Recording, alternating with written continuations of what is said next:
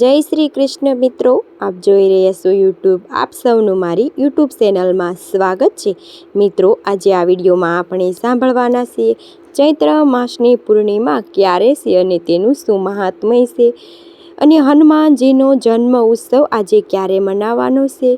તારીખ 2 એપ્રિલ 2026 હનુમાનજીનો જન્મદિવસ છે. આ વિડીયોમાં આપણે શ્રી હનુમાનજીના જન્મની કથા તથા આ પૂર્ણિમાનું મહાત્મ્ય વિશે જાણીશું. જો આપને આ વિડીયો પસંદ આવે તો લાઈક કરજો, શેર કરજો, કમેન્ટ કરજો. આપ આ ચેનલ પર પહેલી વખત જોઈ રહ્યા છો તો સબસ્ક્રાઈબ કરી લેજો, જેથી આવનારા નવા વિડીયોની માહિતી આપ સુધી તુરંત પહોંચી શકે. ધન્યવાદ. ઓમ અંજનીય વિન્હે વાયુપુત્રાય ધીમહિ ધિયો હનુમંતે પ્રચોદયાત. બોલો અંજનીના લાલજી શ્રી કૃષ્ણ નંદન શ્રી રામ ભક્ત પવનપુત્ર હનુમાન મહારાજની જય. સૌ પ્રથમ સર્વે ભક્તો શ્રી હનુમાન જન્મ ઉત્સવ નિમિત્તે બધાય શુભકામના, મંગલકામના. હનુમાનજીનો જન્મદિવસ ચૈત્ર માસની પૂર્ણિમા અર્થે થયો હતો, માટે આ દિવસને હનુમાન જયંતિ રૂપમાં ઉજવાય છે. ભક્તગણો આજે વિવિધ માન્યતા અનુસાર વિવિધ તિથિ તારીખ પ્રમાણે પણ આ ઉત્સવ મનાવે છે. કે આ આંધ્રપ્રદેશમાં, તેલંગાણામાં શ્રી હનુમાન જયંતિ 41 દિવસ સુધી મનાવવામાં આવે છે, અને ચૈત્ર પૂર્ણિમા પ્રારંભ થાય વૈશાખ માસની કૃષ્ણ પક્ષની કે 10 દિવસ જાય ત્યાં સુધી આ હનુમાનજીનો જન્મ ઉત્સવ મનાવાય છે, અને 41 દિવસ સુધી દીક્ષા પણ આરંભ થાય છે. તમિલનાડુમાં હનુમાન જયંતિને હનુમંત જયંતિ તરીકે ઉજવાય છે. માગશર માસની અમાવસ્યા દરમિયાન આ જન્મ ઉત્સવ મનાવાય છે. કર્ણાટકમાં માગશર માસ શુક્લ પક્ષ ત્રયોદશીના દિવસે શ્રી હનુમાનજીનો જન્મ ઉત્સવ મનાવાય છે. હનુમાન વ્રત તરીકે ઓળખાય છે. આમાં અલગ અલગ માન્યતા પ્રમાણે અલગ અલગ રાજ્યોમાં શ્રી હનુમાનજીનો જન્મ ઉત્સવ મનાવાય છે. કહેવાય છે કે હનુમાનજીનો જન્મ સૂર્યોદય સમયે થયો હતો. જ્યારે સૂર્ય ઉદય થયા હોય તે જ સૂર્યનારાયણ દેવ હનુમાનજીના ગુરુ પણ છે. હનુમાન જયંતિના દિવસે મંદિરોમાં પ્રાપ્તકાળથી જ બ્રહ્મા મુહૂર્તમાં જ આધ્યાત્મિક પ્રવચન દ્વારા આયોજન દ્વારા શ્રી હનુમાનજીનો જન્મ ઉત્સવ ઉજવવામાં પ્રારંભ થશે. આમ તો પૂર્ણિમાના દિવસે હનુમાનજીની પૂજા આખો દિવસ આપણે ગમે ત્યારે કરી શકીએ છીએ, પરંતુ છતાં પણ પૂજા મુહૂર્ત જાણી લઈએ. શ્રી હનુમાનજીનો જન્મ ઉત્સવ બ્રહ્મા મુહૂર્ત અર્થાત 4:30 થી લઈને સવાર સુધી, અભિજીત મુહૂર્ત બપોરના 12 વાગ્યાથી લઈને 12:38 સુધી, અમૃતકાલ બપોર 11:30 લઈને 1 થી 10 સુધી, વિજય મુહૂર્ત બપોર 2 થી 30 લઈને 3:21 સુધી, અને ગોલધુ મુહૂર્ત આપણે પ્રદોષકાળ કહીએ છીએ તે લગભગ 6:45 લઈને 7:06 સુધી. આ દરમિયાન શ્રી હનુમાનજીની પૂજા ઉત્તમમાં ઉત્તમ મનાય છે. છતાં પણ આજે આપણે જ્યારે ભાવથી પ્રેમથી હનુમાનજીને દર્શન કરીએ, પૂજન કરીએ એ સમય ઉત્તમ છે. શ્રી હનુમાનજીને આજે ચણા, ગોળ, ગુંદી, ગાંઠિયા, મોતીસૂરના લાડુ, કેળા, સૂકા મેવા, પંચ અમૃત આદિનો ભોગ સમર્પિત થાય છે. ચમેલીનું તેલ, સિંદૂર છે, કેસરી કલરનું સિંદૂર હોય કે તે દ્વારા સોલા ચડાવાય છે. શ્રી હનુમાનજીને પ્રસન્ન કરવા માટે આજે ભક્તો મંત્ર જાપ કરે છે, હનુમાન ચાલીસા પાઠ છે, સુદર્શન કાંડ છે, બજરંગ બાણ છે તેનો પાઠ કરી શકે છે. કહેવાય છે કે ઇન્દ્રદેવના વજ્રનો ઘાતક શ્રી હનુમાનજીને ઠૂઠી પર એટલે કે જેને સંસ્કૃતમાં હનુ કહેવાય છે ત્યાં થવાને જે ટોઠી છે તેને તૂટી ગઈ હતી, એટલા માટે પવનપુત્ર નામ શ્રી હનુમાનજીની રાખવામાં આવ્યું હતું, પ્રચલિત થયું હતું. આ ઉપરાંત પણ શ્રી હનુમાનજીના 1000 નામ છે, જેમાં ખાસ કરીને બજરંગબલી, મારુતિ, અંજની સુત, વાયુપુત્ર, સંકટ મોચન, કેસરી નંદન, મહાવીર, કપિલ, શંકર, સુવન આદિ નામ પ્રચલિત છે. હનુમાનજીને દેવતાઓ દ્વારા આશીર્વાદ પણ ઘણા બધા પ્રાપ્ત થયા હતા. દેવતાઓને પ્રસન્ન થઈને શ્રી હનુમાનજીને જે વરદાન આપ્યા હતા તેમાં સૂર્યનારાયણ દેવે 100 ભાગનું તેજ આપ્યું હતું. યમરાજે તેમને વરદાન આપ્યું હતું કે ક્યારેય તેઓ તેમને જીવ નહીં લે, એટલે કે તે શ્રી હનુમાનજી અમર તત્વ પ્રાપ્ત કરશે. કુબેર ભગવાને વરદાન આપ્યું હતું કે કોઈ તેમને યુદ્ધમાં હરાવી નહીં શકે. મહાદેવે વરદાન આપ્યું હતું કે તેઓ ક્યારેય કોઈની શરીરથી મરણ નહીં પામે.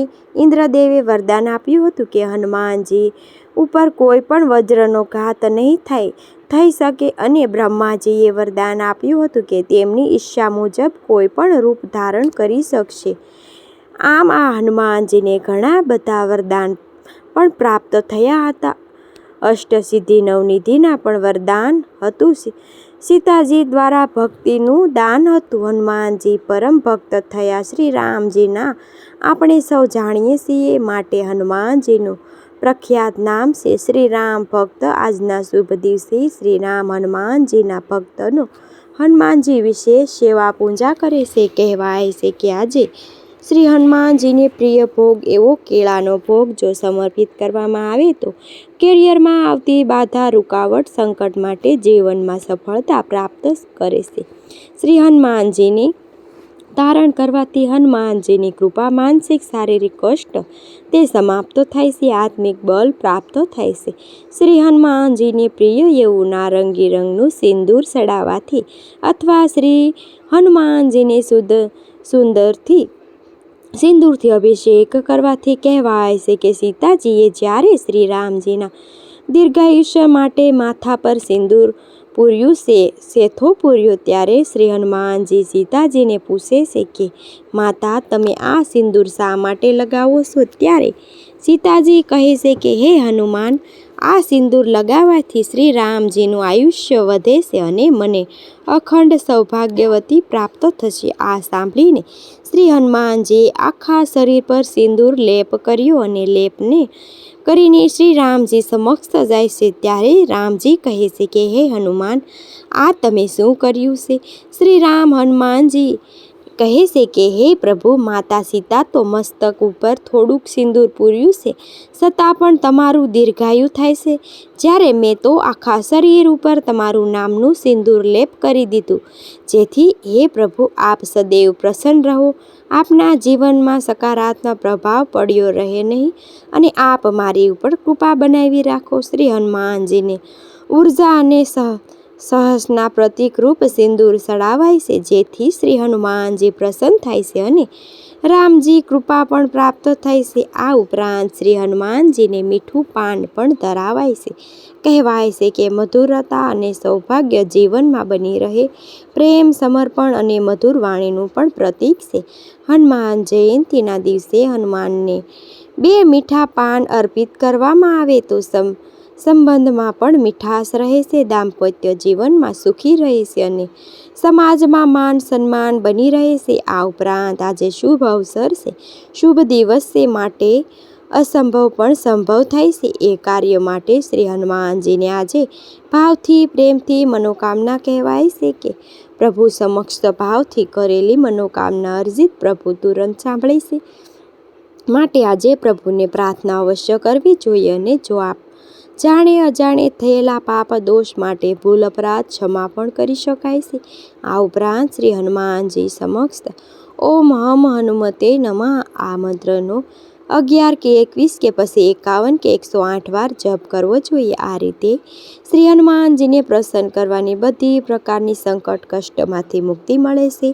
શ્રી હનુમાનજીની કૃપાથી સાથે જ ભગવાન મર્યાદા પુરુષોત્તમ શ્રી રામજીની કૃપા પણ પ્રાપ્ત થશે. આજે ભક્તો શ્રી હનુમાનજીને પ્રાર્થના કરે છે કે હે ભગવાન શ્રી રામજીના દૂત, વાનરોના સર્વશ્રેષ્ઠ એવા શ્રી હનુમાનજીને અમે પ્રાર્થના કરીએ છીએ કે હે પ્રભુ, આપ અમને જાગૃત કરો. હે પ્રભુ, આપ અમારા જીવનમાં સુખ સૌભાગ્યની પ્રાપ્તિ કરાવો, શુદ્ધ બુદ્ધિ, જ્ઞાન, ભક્તિ, શક્તિ અને સદગતિ પ્રાપ્ત કરાવો. આ રીતે પૂજા સંપન્ન થાય છે, એટલે કે પ્રભુને પ્રાર્થના કરાય છે. હનુમાન જયંતી અર્થાત જયંતીનો મતલબ એમ થાય છે કે શ્રી હનુમાનજીનો જય થયા એટલા માટે જયંતી કહેવાય છે અને ઘણા ભક્તો હનુમાન જન્મોત્સવ પણ કહે છે.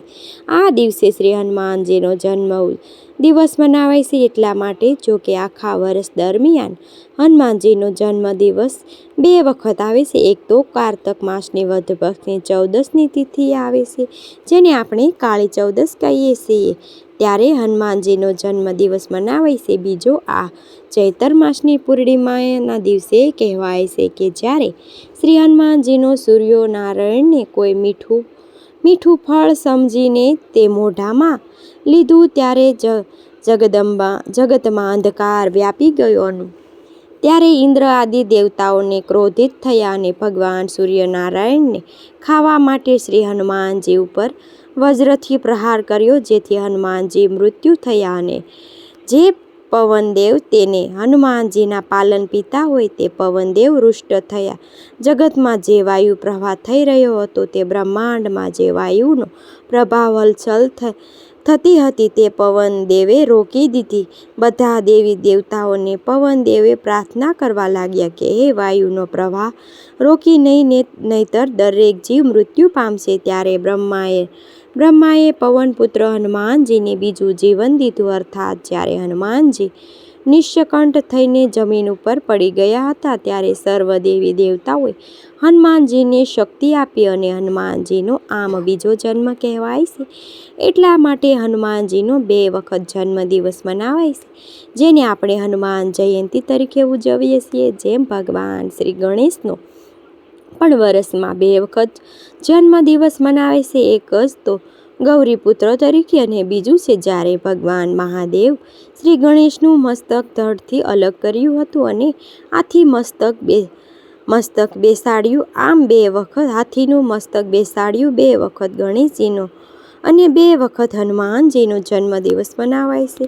વાલ્મીકી રામાયણ અનુસાર ચૈત્ર માસની પૂર્ણિમાના દિવસે શ્રી હનુમાનજીનો જન્મ થયો હતો અને કારતક માસની ચતુર્થીના દિવસે સીતાએ હનુમાનજીને વરદાન આપ્યું કે ચિરંજીવી થવાનું. એટલા માટે પણ 2 વખત હનુમાનનો જન્મદિવસ મનાવે છે. આમ તો જુદી જુદી ધારણાઓ. પૌરાણિક કથા અનુસાર અયોધ્યા નરેશ રાજા દશરથને જ્યારે પોત્રેજથી હવન કરાવ્યો, યજ્ઞ કરાવ્યો, ત્યારે તેમને પ્રસાદ સ્વરૂપે ખીર પાયર 3 રાણીઓને ખવડાવી. તે ખીર એક કાગડો લઈને ઉડી ગયો. તે ત્યાં પહોંચ્યો જ્યાં માતા અંજની શિવજીની તપસ્યામાં લીન હતા. મા અંજનીને તે ખીર પ્રાપ્ત થઈ અને તેમને તે શિવનો પ્રસાદ સમજીને તે ખીરને ગ્રહણ કરી લીધી. આ ઘટનામાં ભગવાન શિવ અને પવનદેવનું યોગદાન હતું. તે પ્રસાદને ગ્રહણ કરીને અંજનીના માતાએ ગર્ભ રહ્યું અને તે ગર્ભમાંથી જન્મ થયા શ્રી હનુમાનજી, જે શિવજીના 11મા અવતાર હતા. રુદ્રતાર કહેવાયા હતા. માતા અંજનીના કારણે હનુમાનજી અંજનીને અને પિતા વાનરરાજ કેસરીને કારણ કે કેસરી નંદન કહેવાના પવનદેવ છે, જે સહાયતા કરી સહયોગ કર્યો તેને કારણે પવનપુત્ર કહેવાના. આમ અલગ અલગ કેટલાક નામોથી જાણીતા ભગવાન હનુમાનજીને કોઈ પણ નામ સ્મરણ કરી તો પવનપુત્રની કૃપા સર્વે કષ્ટ રોગ બાધા ભૂત પ્રેત બાધા મારણ મોહન ઉસાટ આદિ ધ્વસ્ત થાય છે. ભગવાન શ્રી હનુમાનજીની કૃપાથી જીવનમાં શાંતિ પ્રાપ્ત થાય છે, આરોગ્ય પ્રાપ્ત થાય છે, એમાંય કોઈ પણ સંદેહ નથી. પૂર્ણિમાના દિવસે લક્ષ્મીનારાયણની પૂજા કરવી, શ્રી સત્યનારાયણ ભગવાનની કથા સાંભળવી, વ્રત રાખવા સુખ સમૃદ્ધિ પ્રાપ્ત થાય છે, જીવનમાં શાંતિ સંપન્ના. પૂર્ણિમાના દિવસે ચંદ્ર પૂર્ણ કળાએ ખીલેલો હોય છે, 16 કળાએ ખીલેલો હોય છે, અમૃત વરસાવે છે. પૂર્ણિમા ભગવાન શ્રી કૃષ્ણને ઘણી પ્રિય છે. એવી જ રીતે આ પૂર્ણિમાના દિવસે ચંદ્ર ઉપવાસ થાય છે, ચંદ્રદેવને અર્ઘ્ય અપાય છે, ચંદ્રદેવનો મંત્ર જપાય છે, ચંદ્રમૌલેશ્વર ભગવાન મહાદેવની પૂજા ઉપાસના થાય છે. આજે ચંદ્ર ઉપવાસ કરાય છે. ચંદ્રોદય થાય લગભગ સાંજે 6 વાગ્યાની આસપાસ. ગામ શહેર પ્રમાણે અલગ અલગ ચંદ્રો ઉદય થાય છે. જ્યારે તે જોઈ લેવો તે ચૈત્ર માસની પૂર્ણિમાના દિવસે બ્રહ્મા મુહૂર્તમાં ઉઠીને પવિત્ર નદીઓમાં તીર્થોમાં જઈને સ્નાન દાન જપનો ઘણો મહિમા છે. પિતૃ તર્પણ થાય છે આજે, તો આપણે તીર્થોમાં જઈ શકીએ તો પણ ન જઈ શકીએ તો ઘરે પણ ગંગાજળની એક ચમચી જળમાં નાખી સ્નાન કરી લેવું જોઈએ. નિવેદમાં લાપસી, ગોળ, દાળિયા જે આપણે જે હોય સંકેલા શરણા હોય તે પણ ધરી શકાય છે. મિત્રો, આ પ્રમાણે હનુમાન જયંતીની કથા છે. હનુમાન જયંતીની ઘણી બીજી કથાઓ પણ છે. આ અંદર પ્રગટેલી આ માટે પ્રાર્થના કરાય છે. આમ તો આજે ત્રિપૂર્ણિમા ઘણું મહાત્મ્ય છે. મિત્રો, મને આશા છે કે આપને આ વિડીયો જરૂર પસંદ આવ્યો હશે. મિત્રો, મને સાંભળવા માટે ધન્યવાદ. આપ સૌને મારા જય શ્રી